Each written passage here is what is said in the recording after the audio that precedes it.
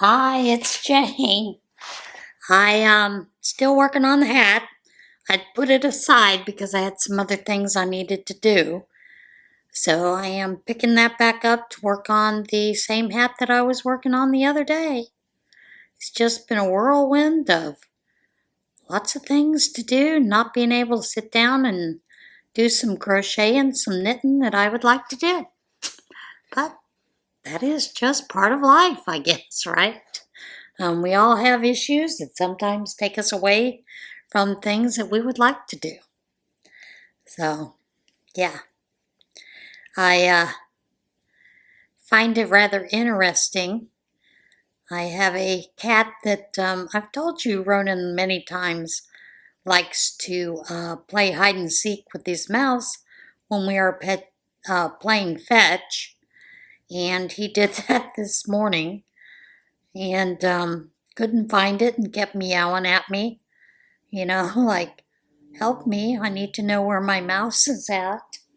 So I'm not putting in a picture where he put his mouse to hide it from me.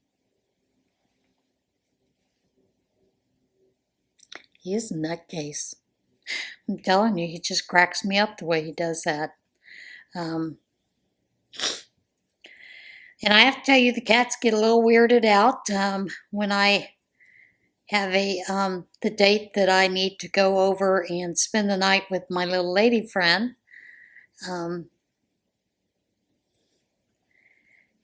They just get so weird when I start packing up the bag. Because I do take a suitcase over, because one of the things they suggest is that we bring our own bedding if we don't want to use theirs, like sheets and a blanket. So I pack that in one half of the side, and then in the other I put, a change of clothes, my nightgown, and a couple necessary things in case I need them. But also my CPAP machine, which really isn't all that big cumbersome. It takes up maybe a space like this. It's not too big, but it just makes it more compact. So when they see that come out up onto the bed, they're like, where's she going? She's going to leave us alone again. Oh my goodness. They just, like I said, they just crack me up the way that they behave and act like it's the end of the world. Of course, then they go run to the food bowl. Haven't cleaned out their food bowl and cleaned up the mess from this morning.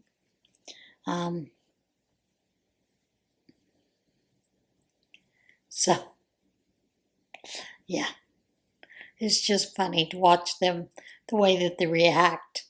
And then, of course, when I come home, the way they react, like, who's this? What are you doing here?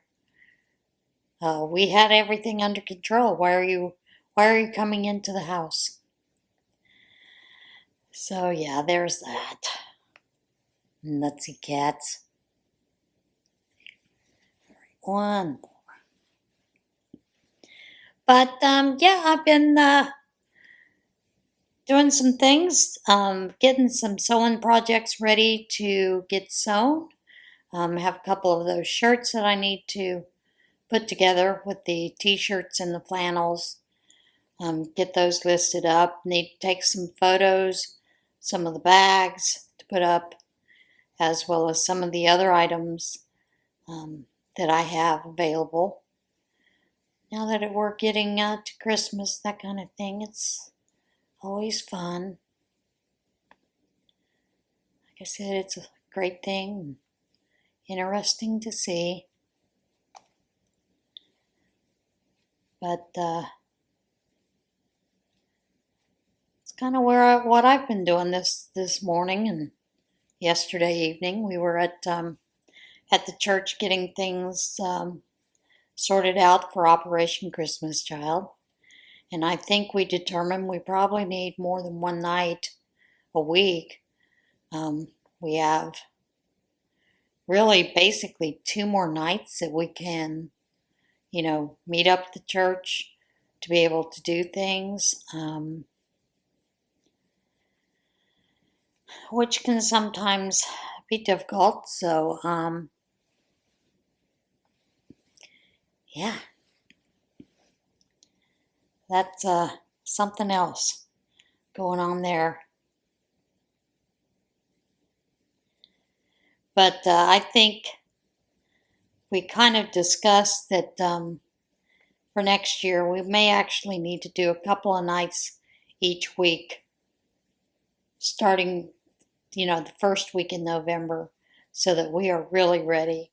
We did have someone stop in and talk about helping to organize doing some bulk buying of items for the next year's packing party. While he was here, his two boys were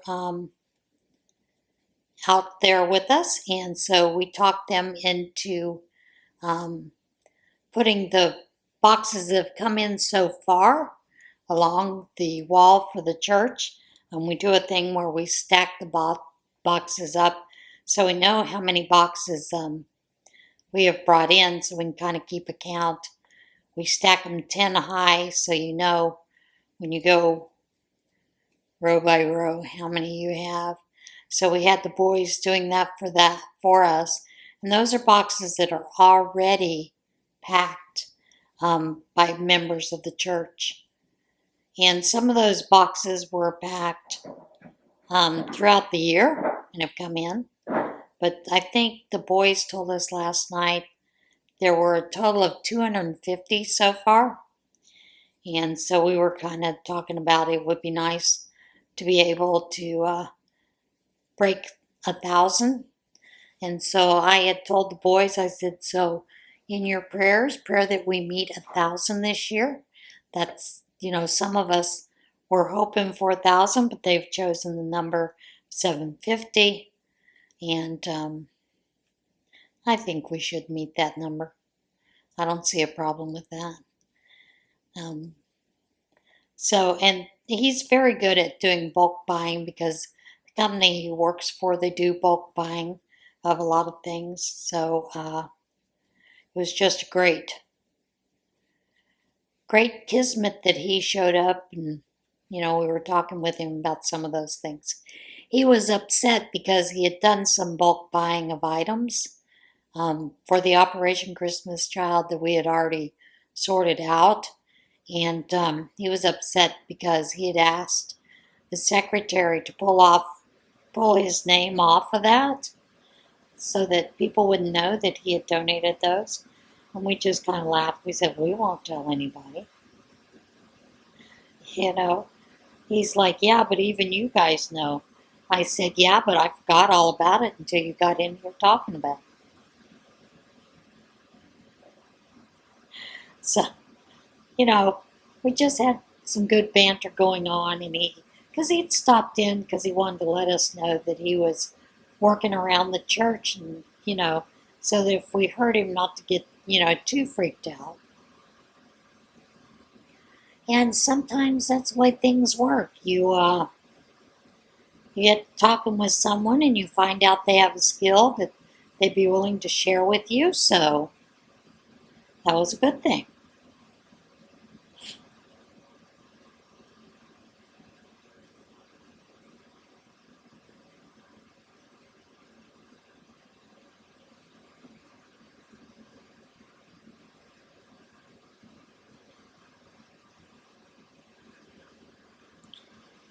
And let's see, for the news, oh my goodness, we have Mondami asking for money.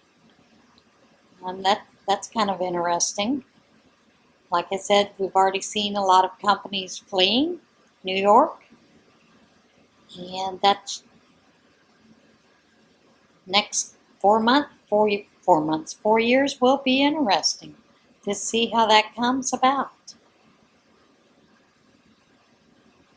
And once again, the Democrats voted down the bill. Well, not only Democrats, I think there were some Republicans that voted against it as well. That they had, Rick Scott had put a bill in so that when Congress is shut down, that not even the Congress gets paid. And that was voted down Is it 52? I can't remember exactly how much it was voted down, but it was voted down. And of course, they've still got the government closed. The Democrats are refusing to open up the government. They're insisting on a meeting to negotiate prior, and President Trump has told them no, open up the government and then we'll negotiate. You open up the government, you've got another 6 to 10 weeks to actually work on negotiating things like that and whatnot. So, yeah. But I think, if anything, that really shows us that the Democrats could care less that the American people are hurting. And the only other thing that I've been seeing is I saw someone, let's talk about 3i Atlas. I saw someone stating that there was a message that was sent from 3i Atlas. I don't know if I believe that or not, to be honest. I mean, it just seems kind of far-fetched at best. But basically they were saying that there was a message from 3i Atlas saying that they'd come here in peace, and, they wanted us to know that they put humans, oops, keep hitting the tripod. They wanted us to know that they had placed humans here millions of years ago, supposedly, and all that nonsense. And they were basically stopping by to say hi. And then there was a portion of the message that they couldn't tell you what it meant, but they had deciphered it because it was some kind of binary code. I don't know if I believe that or not. So, but it is interesting. Someone's putting that out there. There is a guy on YouTube, Dobsonian. Is it Dobsonian Way?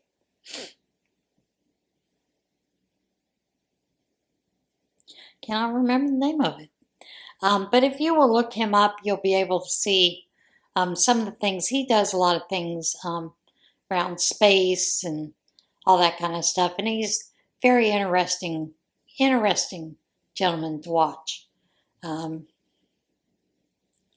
Like I said, the majority of my viewing is YouTube, TikTok, some social media, right now media,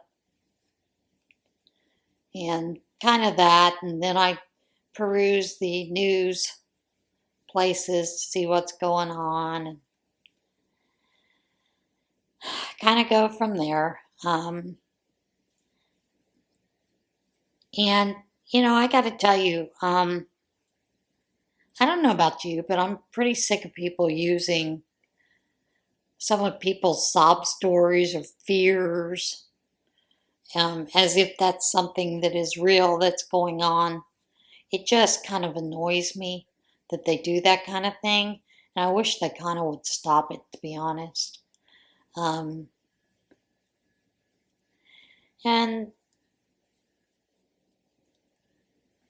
there were two stories that Democrats have really twisted, and the media has twisted. And honestly, they do these headlines for clickbait.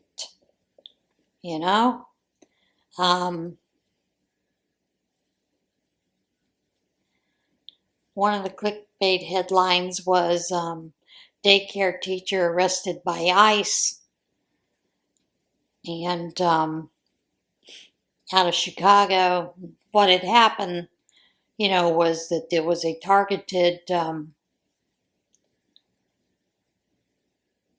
targeted traffic stop. The woman ran. She is an illegal here. She had a deportation order. From what I understand, the deportation order was from 2020. And this is how they're tracking these people. Most of them do have deportation orders, or they have a criminal deportation order, so that they are going to track a lot of these down. And this woman ran from her car. It was a traffic stop by ICE and police. She ran from the car into a building, into the lobby, and this building had a daycare provider in it. Well, they took her out screaming and yelling and hollering. So the news ran with that they had arrested a daycare teacher. She wasn't a teacher. She wasn't on her way to work. She was someone that was actually just trying to escape the reality of her situation. And there are many ways that once you come here, even if you come illegally, that you can start the process to stay in the U.S. But if you don't start the process and you just continue to hide in the shadows, don't be surprised when you're found and you are sent back home. Do I agree that a lot of these people are here seeking a better life? Yes. Then do it legally. Stop hiding. Work the process to become legal. And we have too many companies that hire people illegal who are here illegally because they know they can get away with not paying them a decent wage, decent benefits. They can overwork them. They can get more work out of them.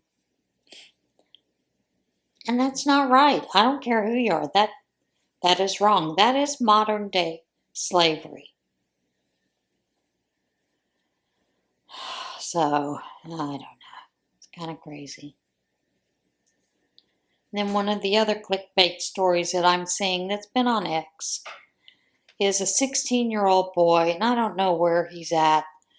He's talking about being targeted because of the color of his skin.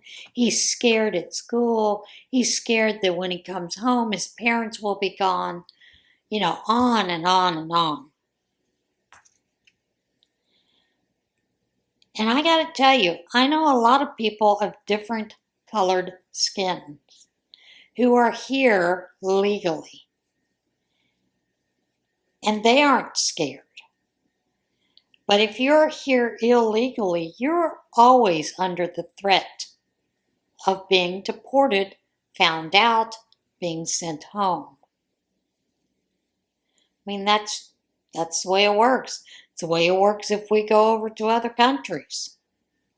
If you don't follow the paperwork and do what's needed, you can be tossed out of their country to home too.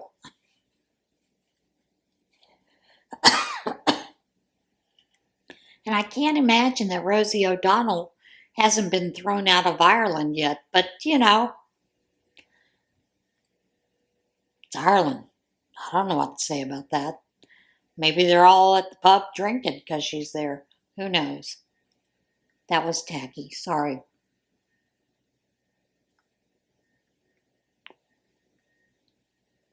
And then there is this woman that is on TikTok. She admits that she doesn't go to church. But what she's doing is she is calling churches to see if they would help out what she says is a starving baby. And what she does is she has a child, it's a recording of a child crying in the background, and she's calling to see if the churches provide help for those in need.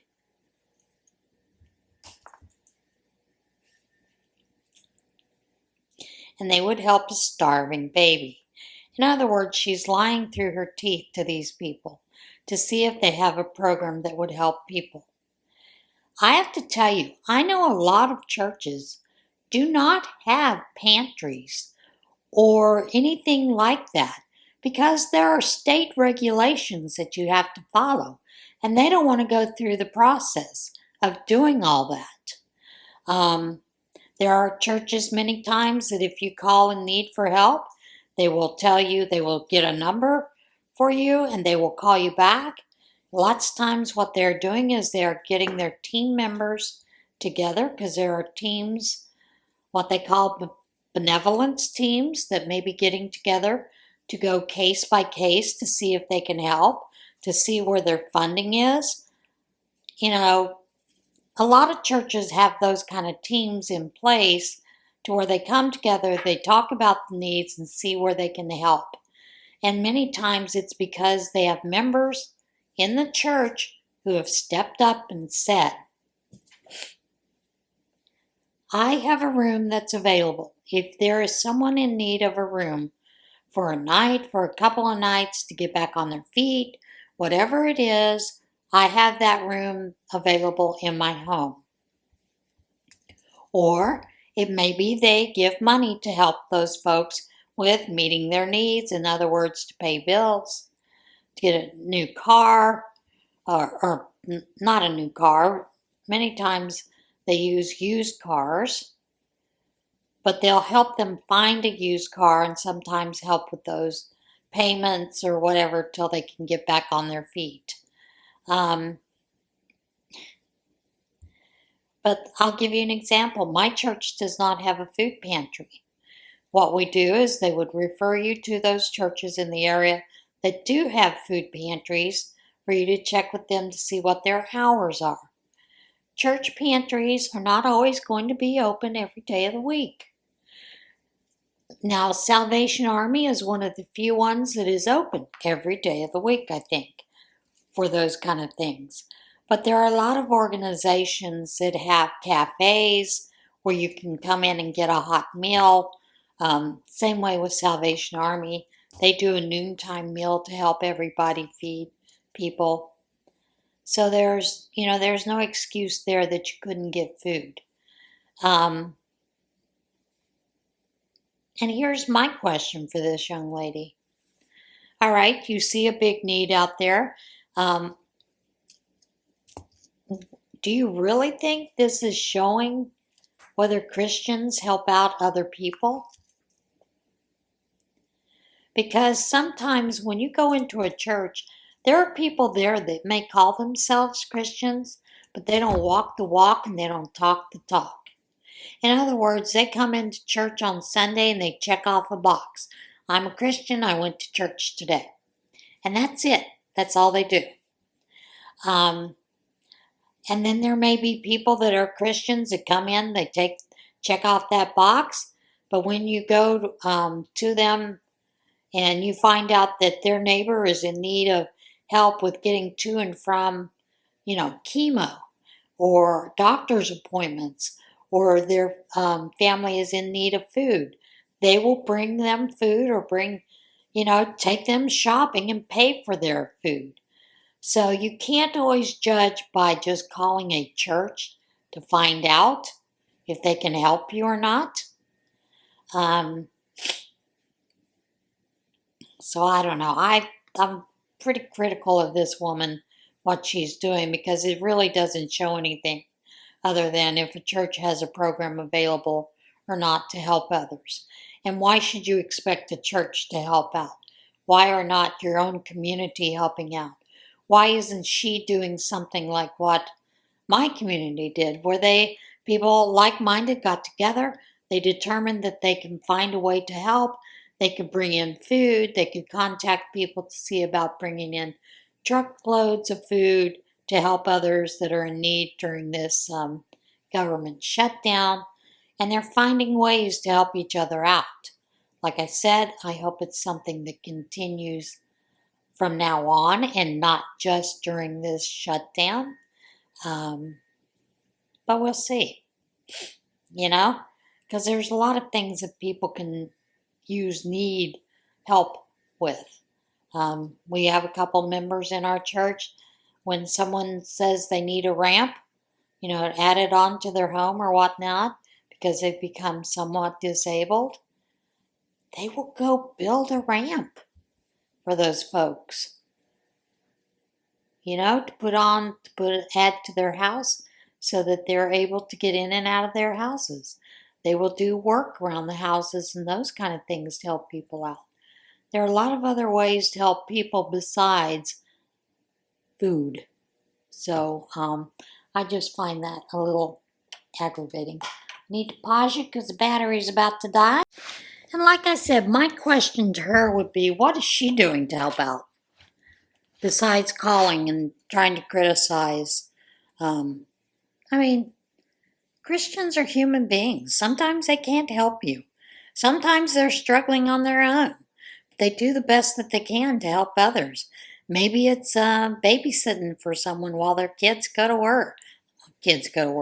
While they go to work or whatever, So, I don't know. I just find that little stick that she's doing, and quite honestly, it's to get TikTok views, and I'm sure to get paid for that.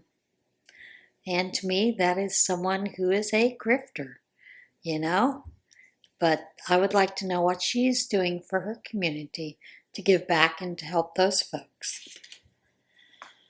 So, I don't know. Kind of crazy. Let's see, what else have I seen? Nancy Pelosi is not running again. It's probably a good thing. It's time she sat this one out. She's been there 40 years.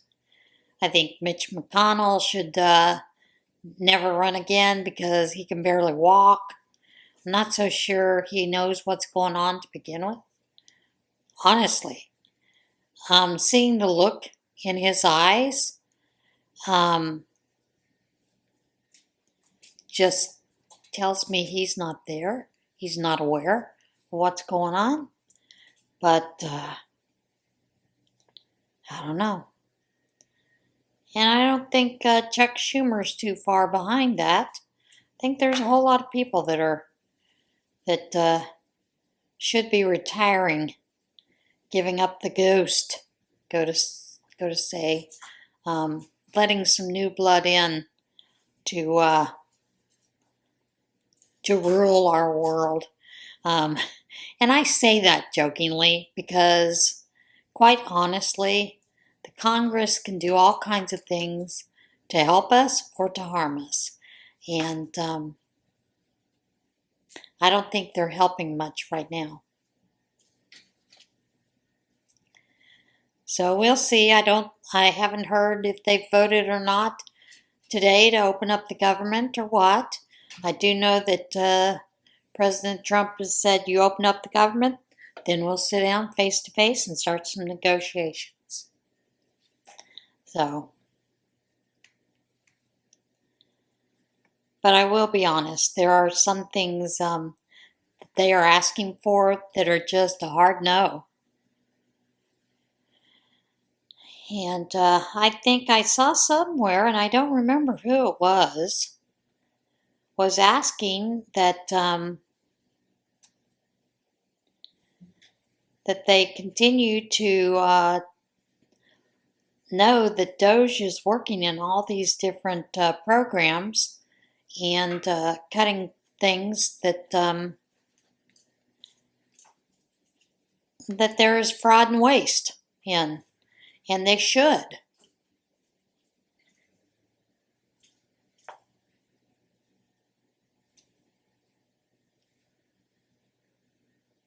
So, but they're hoping that they would start releasing more of that so the people can see.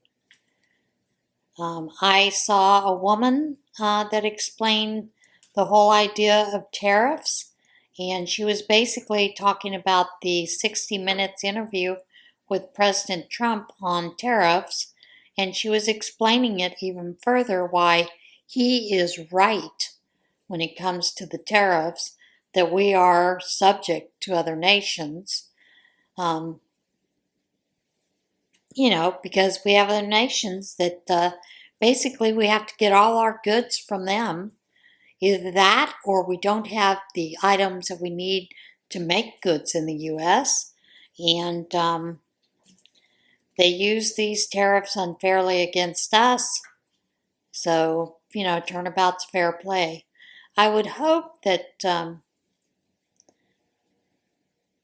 people would dig a little deeper than the headlines to look into some of the things that go on in our country and why they do some of the things that are done, just like the whole thing with the, Argentina. The left was, railing about Argentina that Trump had loaned them money, and he didn't loan them money. All he did was he approved the ESF funds to go that way. And that's what the ESF funds are there for, is to do that kind of thing. But, and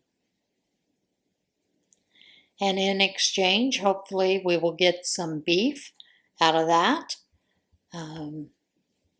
So maybe the cost of beef will go down. I don't know about you, but I can't afford beef hardly ever at all. If I have worked extra hard and I'll give you an example. If I have an extra shift that I've been able to work with taking care of my little lady, during the evenings, then I may splurge and buy beef. But right now, for now, it's chicken and turkey, pork, Like I said, in place of beef, I have been picking up a beef pork mixture that is mostly pork. It has just enough beef in it to give it a beef flavor. It's not good for making hamburgers. I'll be honest, it just isn't. So I would still have to purchase beef for hamburgers. Many times I will purchase those packs of frozen hamburgers that Walmart has. And, the big, can't remember how many is in the package, 24 beef patties, I think. And so many times I will thaw those out when I need beef. I mean, it's not really economical, but it's okay so far. It used to be that you could buy a chub of beef and, it'd go pretty far, but nowadays it's just getting rougher and rougher.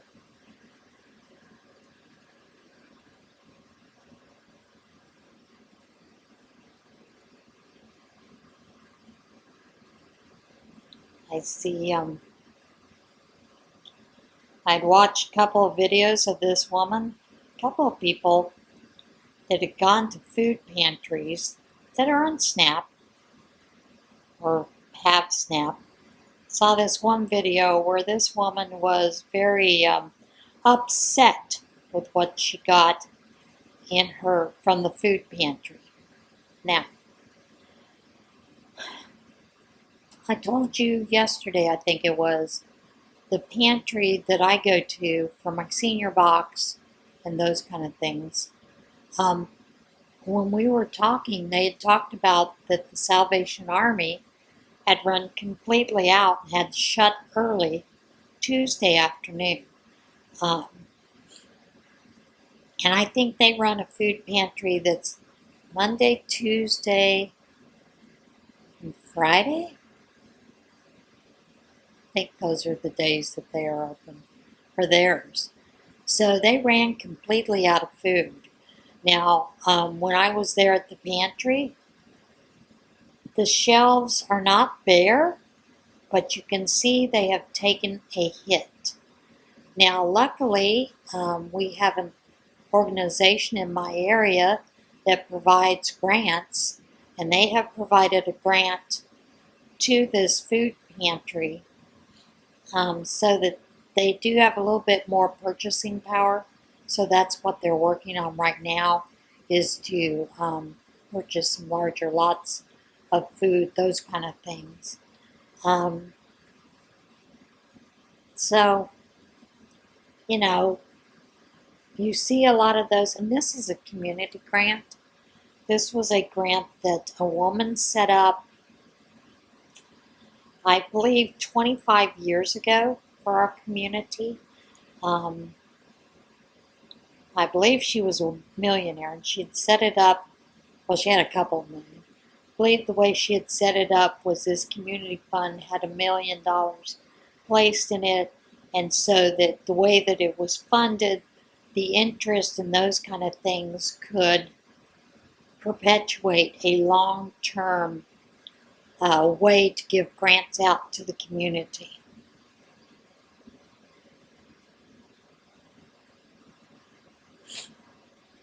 So she has been doing that. She had done that, set that up, and so the community grant gives out so much each year as part of that interest and the way that they have invested it soundly, those kind of things, to be able to do that and be able to use those funds for different organizations in my community. So hopefully there are a lot of other people that have done that, you know. I do find it funny when I go into the food pantry, the one question they always ask is, has anything changed? And I'm like, no, I'm not financially wealthy yet. It would be nice, you know, that I could possibly become a zillionaire and help a lot of other people, but I'm not holding my breath. In the meantime, I do what I can, where I can. So we just, you know, there's good positive people in a lot of pantries who will help you to sort through those kind of things and not try to bring down your dignity and give you shame because of having to ask for help to get through some rough times during times.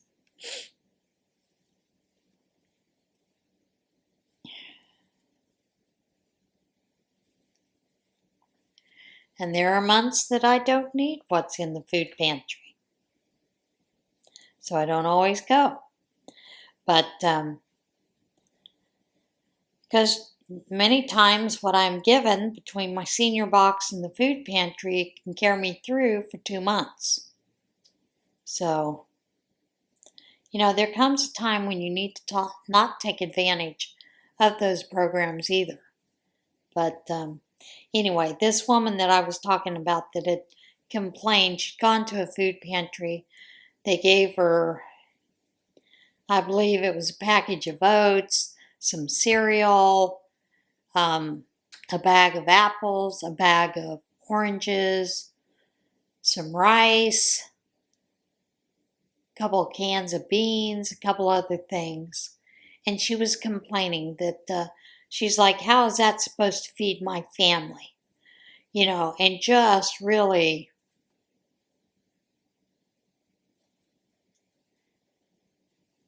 ungrateful for the little bit of help that they could provide. Now, I do think that a lot of pantries, instead of, and I'll say this, instead of providing canned beans, I honestly think they should purchase dry beans and give those out. They're easy to prepare. I would think, now I understand there are a lot of people that don't have access to come into food pantries, so maybe a little bit of half and half, where you could purchase, you know, when you come in, you could say, yeah, I'll take a bag of black beans or a bag of pinto beans or whatever, instead of getting cans of it. Because quite honestly, they're very economical. And there's a lot of ways to fix them up to make them delicious. I will tell you, my comfort meal has always been pinto beans, cornbread, and some fried potatoes. That is comfort for me. Oops, it's almost gone ahead. Ready to add on the last color. So, you know, I think sometimes we get a lot of people that are spoiled and think that they have to have big meals every week, every day. There's a lot of us out there that can't afford, you know, a lot of meat, so we choose to use vegetables and beans, sort things out. I have a friend that the way that she prepares her pasta, I'm like, I have not tried it, so maybe I should try it. When she starts her pasta, once it starts boiling, she'll add in like a can of kidney beans and some veggies, you know, frozen veggies, whatever, and fix that with that. Sometimes she'll add some herbs or whatever to spice it up a little bit, and that's a meal. I've never tried that before. So I've been thinking about maybe trying that. You know, there are just different ways that we've gotten used to being spoiled in America with food. And most of us could use a little less. I know I could. But, you know, we're just used to it always being available and ready. And then sometimes there are folks that are on SNAP that expect it. They just think it's owed to them. And that is where I think a lot of people have problems with some of the folks that are on SNAP, is because of the attitude that is behind that. I don't know. Maybe it's possible. I know I've been adding more grains into my meals, and sometimes that means you got to spend a little more time cooking. But, you know, you can cook a lot of things in ahead of time and then add them in later. You know, freeze a couple of things and you're good to go when you're ready to eat. So, yeah, I just think it's interesting what we're seeing with this government shutdown and SNAP not being paid out. And I don't think people realize that, you know, the amount that goes out for SNAP is billions. What was it? Pritzker was talking about that each month, was it 92 million each week that his state gives out in SNAP benefits. Now that seems a little high to me, because that's like close to 400 million a month, you know, and that just seems, like I said, extremely high to me. So the contingency plan that has gone out for some of those folks, or will be going out, I don't think it's gone out yet. I think they have to go through a lot of processes to get it out and to determine what percentage each person is going to be able to get. But then again, not sure how that's going to work, because from what I understand, a lot of social service organizations depend on governments running. So hopefully their states still have them up and running. Some of the states are stepping up, picking up the tab, at least for some of it. So, but yeah, if you can help out a neighbor, help out a neighbor. Maybe it's just bring them into your house and feed them one night for dinner, you know? Or maybe it's getting out those old lady cookbooks. And I had to laugh because I was talking with a couple of friends of mine. I said, I can tell you, my mother told me stories about what her dad brought home for them to eat when they were kids. If he hit a bird while he was out, or shot a bird while he was out working during the day, They might come home and that was what they would have for dinner. Didn't matter what kind of bird it was, they would have that for dinner. Possum, groundhog, where they lived at. She didn't talk about eating venison very often. I don't think my grandfather was a big hunter in that way, but she had talked about one time him hitting a bear, and he and his friends butchered it up, divided it up, brought that home so that they had that, and my grandmother canned a lot of it so that they had some meat ahead of time. Um, so that was a help. But some of the stories I can remember my mother talking about some of the things that my grandfather brought home for meals was I wouldn't even consider eating. I'll be honest. I'd be a food snob. But then again, if I was starving and that was all there was to eat,